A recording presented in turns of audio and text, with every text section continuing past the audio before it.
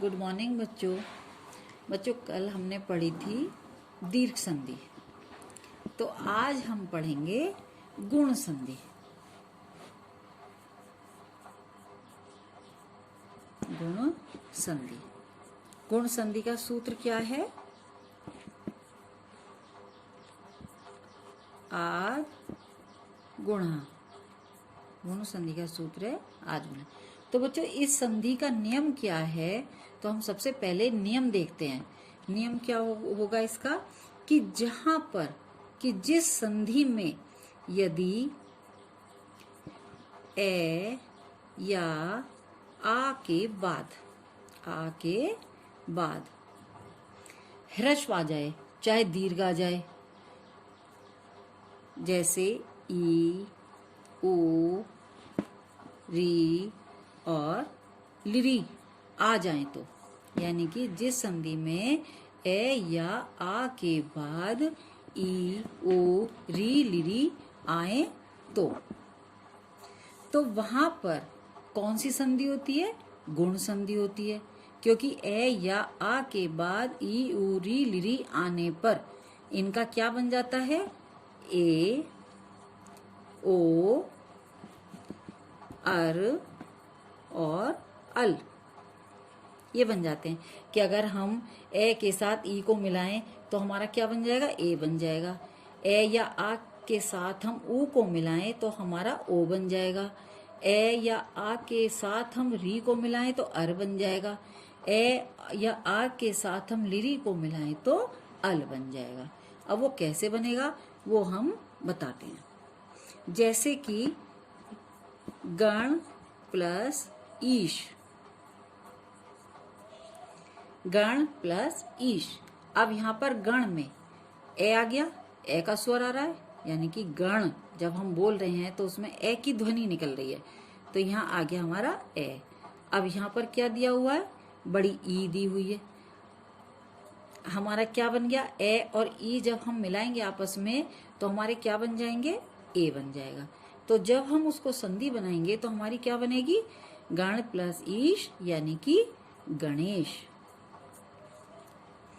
इसी तरह से जैसे और भी उदाहरण देख लीजिए, जैसे रमा प्लस ईश।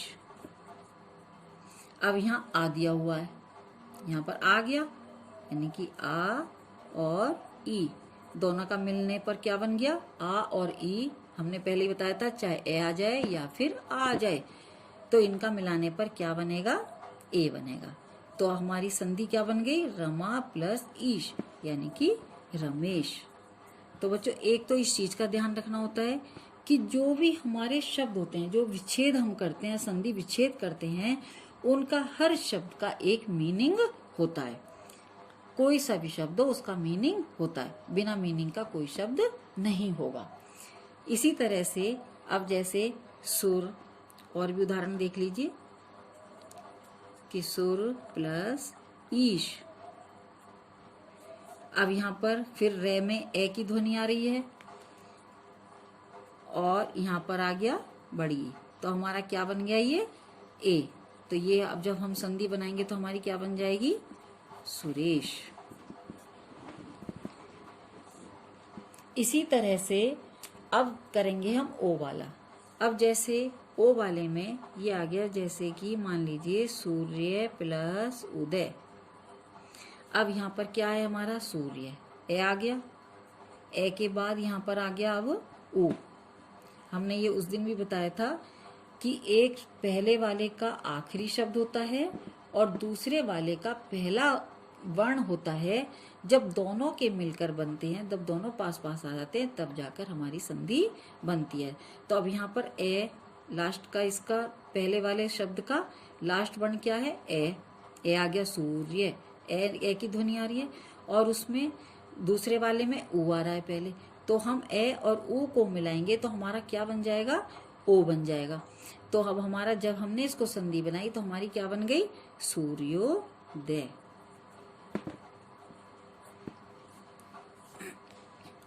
इसके बाद है और उदाहरण देख लीजिए इसका, पर प्लस उपकार।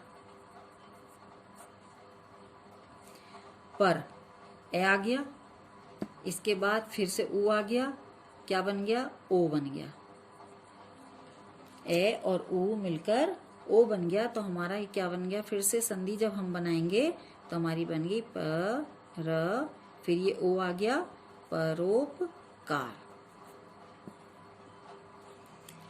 इसके बाद अब हम बनाते हैं अर वाला। अभी इतना समझ में आ गया होगा।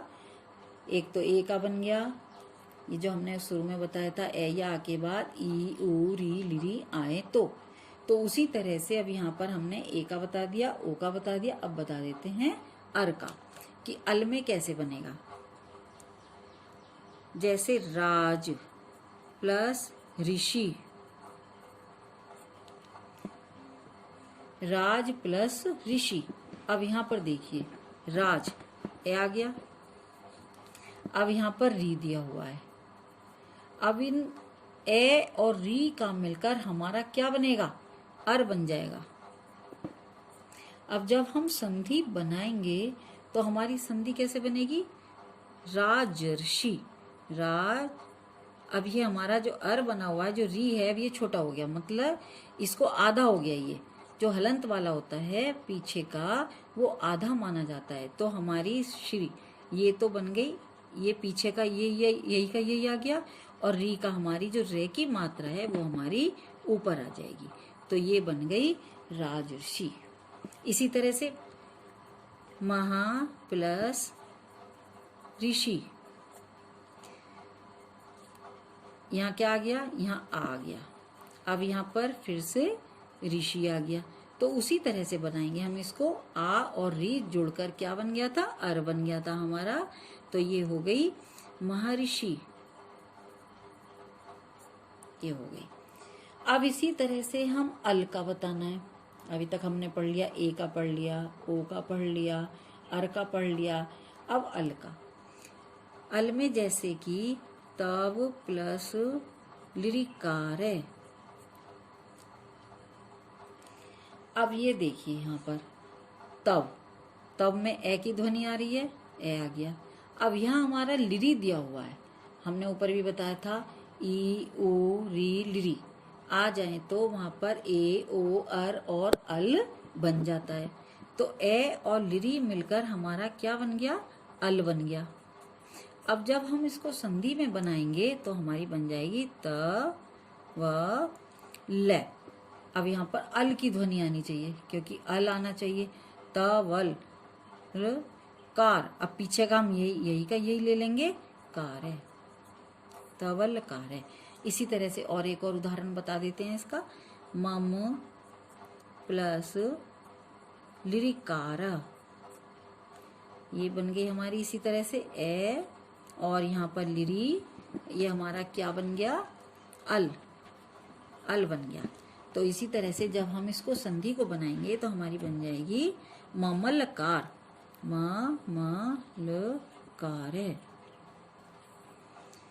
तो बच्चों इस चीज का विशेष ध्यान देना है कि जहाँ पर हमारी संधि, अगर हमें नियम याद होगा तो हमारी संधि कभी भी गलत नहीं होगी, वो हमेशा सही बनेगी, चाहे फिर वो कैसी भी हो। और इसी तरह से हम विच्छेद करते हैं। अगर मान लीजिए हमें परीक्षा में संधि आ जाए, पूरा शब्द आ जाए कि उसका विच्छेद करना है, तो हम उसका विच्छेद भी उसी तरह से लगाकर करेंगे, और तभी हमें पता चल जाएगा कि इसमें कौन सी संधि है। तो बच्चों आपको संधि समझ में आ गई होगी, ध्यान से समझिए, और फिर अगर समझ में नहीं आए तो मुझसे पूछिए। धन्यवाद।